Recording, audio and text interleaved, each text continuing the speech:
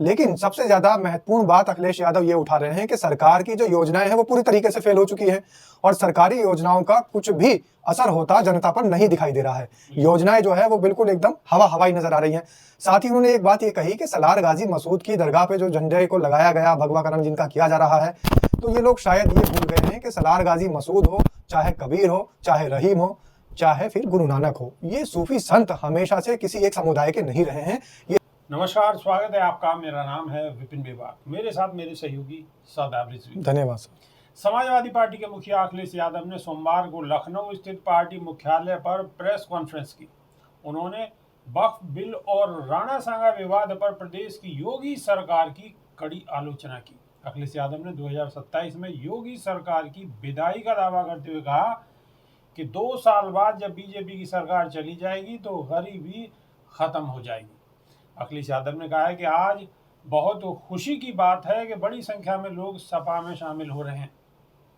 मैं दद्दू प्रसाद को बधाई देता हूं। बड़ी संख्या में आज सपा में साथी शामिल हुए हैं। सलाउद्दीन जी को बधाई देता हूं और अब वे समाजवादी पार्टी को मजबूत करेंगे। देव रंजन नागर और जगन्नाथ कुशवाहा का भी धन्यवाद। उन्होंने कहा है कि ये हमारे साथी पीडीए की लड़ाई हमारे साथ मिलकर लड़ेंगे और बहुजन समाज पीड़ित पिछड़ों को सम्मान दिलाने का काम करेंगे। अखिलेश यादव ने मुद्रा योजना के 10 साल पूरे होने पर कहा है कि इन 10 सालों में इस योजना ने कुछ खास प्रभाव नहीं छोड़ा।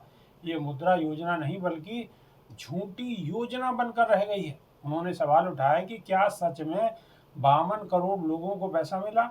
अगर यह सच है तो इस योजना का लाभ लेने वाले ने 2 लोगों को रोजगार दिया, तो क्या भारत में बेरोजगारी खत्म हो गई? क्या ये आंकड़े सच हैं? उन्होंने पूछा कि इस योजना के 33 लाख करोड़ रुपए कहाँ गए? क्या इसमें कोई ऑडिट हुआ? क्या इसमें इनकम टैक्स सरकार को मिला? क्या इनमें से कोई जीएसटी रजिस्ट्रेशन हुआ, या फिर ये योजना अपने कुछ खास लोगों को लाभ पहुंचाने वाली योजना बनकर रह गई?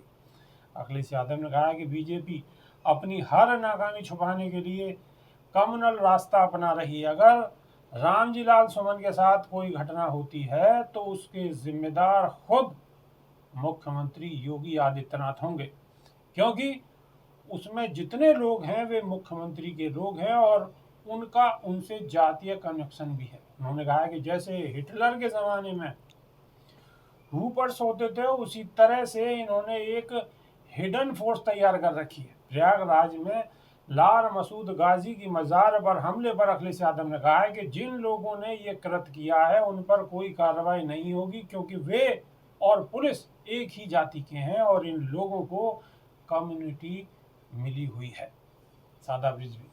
अखिलेश यादव लगातार योगी सरकार पर हमलावर हैं और लगातार मुद्दे की बात उठा रहे हैं और कहीं ना कहीं जनता के दिल में जगह करते हुए भी नजर आ रहे हैं। बिल्कुल, अखिलेश यादव का जो इस तरीके का आवाज़ उठाने का पहले से ही चला आ रहा है जो सिस्टम, उसको हम इसलिए सही मानते हैं क्योंकि पहले अखिलेश यादव ने जिस तरीके से पीडीए का बिल्कुल छेड़ा था, उसके अंदर पिछड़ों की बात की, दलितों की बात की और तमाम ओबीसी आरक्षण में जो लोग आते हैं उनकी बात की।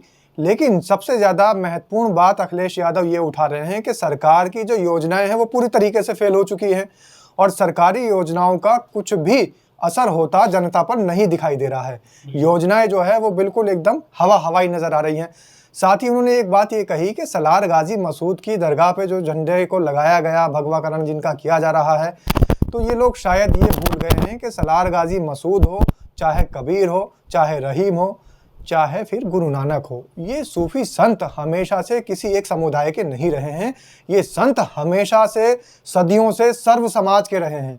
इन संतों को सभी समाजों ने एक्सेप्ट किया है और सारे समाज के लोग इनको आदर सम्मान करते हैं। लेकिन इस समय जो ओछी मानसिकता के लोग और घटिया राजनीति करने वाले लोग हैं वो इनमें भी बंटवारा कर रहे हैं। ये बांटने की राजनीति का ही असर है कि अब संतों को भी बांटा जा रहा है, जबकि पूरे विश्व के अंदर भारत देश को इसलिए जाना जाता था कि यहाँ पर ऋषि मुनियों का, सूफी संतों का ये देश है और एक अभिन्न जो बहुत सारे समुदायों के, बहुत सारे जातियों के लोग हैं, भिन्न भिन्न प्रकार के लोग हैं, सारे समुदाय अनेकता में एकता समूहित किए हुए ये देश है और आगे बढ़ रहा है, विकास की ओर अग्रसर हो रहा है। लेकिन पिछले कुछ समय से जब से ये इस तरीके की धर्मनिरपेक्षता की बातें करने वाली सरकारें आ रही हैं, लेकिन ये धर्म की आड़ में कुछ और बीज बो रही हैं। वो बीज कौन से हैं? वो नफ़रत के बीज हैं, और नफ़रत के बीज बोने से जो हमारी अनेकता में एकता वाली मिसाल है, वो छिन-भिन हो रही है। और जो सूफ़ी संतों का देश कहा जाता था, जो गंगा जमुनी तहज़ीब वाला देश कहा जाता था, वो गंगा जमुनी तहज़ीब खुद ये ख़त्म कर रहे हैं। उसके बाद ये कह रहे हैं कि हमारी सरकार इतना काम कर रही है। तो ये सारा को सारा जितना भी इनका आडंबर चल रहा है, ये सारा का सारा जो इनका खेल चल रहा है, ये सारा का सारा जो इनका कांड चल रहा है, ये सिर्फ़ और सिर्फ़ सरकार के विकास कार्यों को छुपाने के लिए, सरकार की विफलताओं को छुपाने के लिए, सरकार के फेल्योर को छुपाने के लिए चल रहा है। सरकार की विफलताओं को, यानी सरकार अपनी विफलताओं को छुपाने के लिए इस तरीके का कार्य कर रही है। जनता में मैसेज कुछ और जाए और अंदर से कुछ कार्यक्रम की तैयारी कुछ और है। और एक कहावत भी है कि जब बोए पेड़ बबूल का तो आम कहाँ से खाए। तो अगर ये नफ़रत की राजनीति ऐसे ही चलती रही तो वो दिन दूर नहीं कि ये देशवासियों के लिए बहुत महंगा सौदा होगा। आपकी इस विषय पर क्या राय है, कमेंट के माध्यम से जरूर रखिए, इंतज़ार रहेगा। तो अभी के लिए सिर्फ इतना ही। बहुत बहुत शुक्रिया। नमस्कार। धन्यवाद।